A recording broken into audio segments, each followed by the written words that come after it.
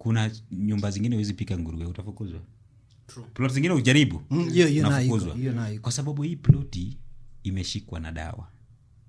Na kuna majini azitaji harufu. Nguruwe ubani, hudi. Na kuna umejua hudi ziko tofauti bas. Sasa bangi ndio noma. Kuna plot ukiwakisha hivi unarudishiwa deposit na rent ya miezi 3, unaambiwa enda. Sitaki, umejua mimi ni polisi kivyangu. Anasema mimi ni polisi na sitaki shida na polisi wengine. Toka tu ende. Unarudishiwa deposit pako unapata. Ile nguruwe akisikianga unapetaka anani kwa mlango wa kila mtu. Lazima apate ni mlango. Tafadhali hapa tutaki nini? Tuko na allergy ya nguruwe. Tutaki nyumba yangu watu pike nguruwe. Kwanza hiyo unaambiwa kwanza kwa nini ile notice iko.